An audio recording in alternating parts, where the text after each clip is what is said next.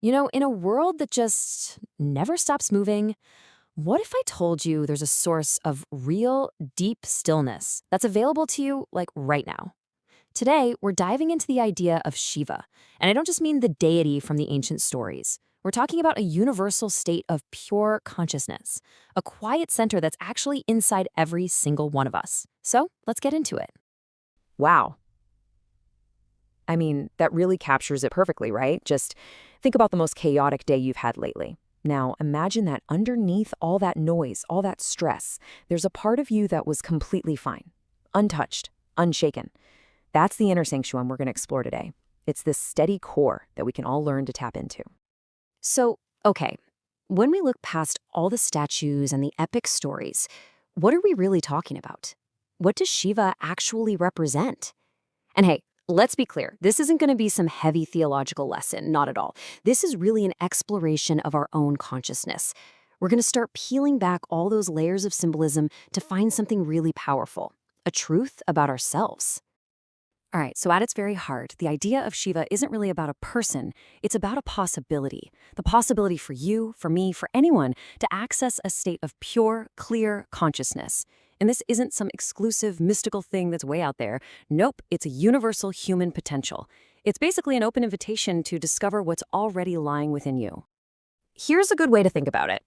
Shiva represents the part of you that's just pure awareness. It's like the silent observer behind your thoughts, you know? It's the part of you that's watching the movie of your life, but without getting totally sucked into all the drama on screen. The whole point is to connect with that center, that unshakable stillness deep inside. I mean, that iconic image of Shiva meditating up on Mount Kailash, right in the middle of all the snow and wind, that's such a powerful metaphor for our own lives. The wisdom here isn't about escaping the storms of life. Because, let's face it, you can't. It's about developing such a deep inner stability that you can sit completely still inside the storm and just be unbreakable. So the big question is, how is this state of stillness even described? Well, the ancient sages, they were brilliant. They basically encoded the entire anatomy of this consciousness into powerful symbols. And these are not just decorations, not at all.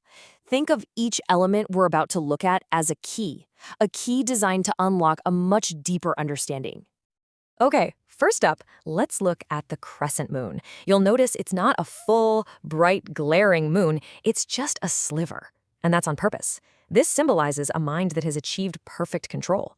See, thoughts still happen, they still exist, but they're no longer raging like a storm inside your head. Instead, the mind is just calm, clear, and deeply serene.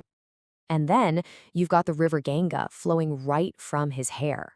This is all about a constant, flowing stream of wisdom. And we're not talking about just, facts and information from a book. This is a deep clarity that's always purifying your perception, literally washing away confusion, so you can see yourself and the world for what they really are. Okay, so a serpent coiled around the neck. For a lot of us, that's a symbol of our deepest fears. But look what's happening here. Shiva is wearing it like a piece of jewelry. This is huge. It represents the complete transformation of fear. It's about getting such mastery over your primal instincts and energies that the very thing that used to terrify you is now just a part of your strength. And finally, we have the damaru, that little hourglass-shaped drum. Its sound? Well, it's said to be the rhythm of creation itself. And what this does is remind us that the whole universe is dancing to a beat we can't always hear, following rhythms we might not ever understand. It's really just a beautiful invitation to let go of that constant need for control and just trust the cosmic flow. So all of this brings us to what is maybe Shiva's most misunderstood role, the destroyer. I know the word itself just sounds so negative, doesn't it? But in this way of thinking, destruction is actually a deeply positive and liberating force. We're not talking about destroying the world here. We're talking about destroying everything that's holding you back from being your true self. And this difference is absolutely crucial. This destructive power we're talking about, it's all aimed inward. This is the force that shatters our illusions, that dismantles the ego when it gets too loud, and that breaks down all those limitations we put on ourselves. Bottom line, it's all about clearing the path so you can find out who you truly are. So, look, this is all fascinating stuff, but you might be thinking, okay, how does any of this actually apply to my life, like right now?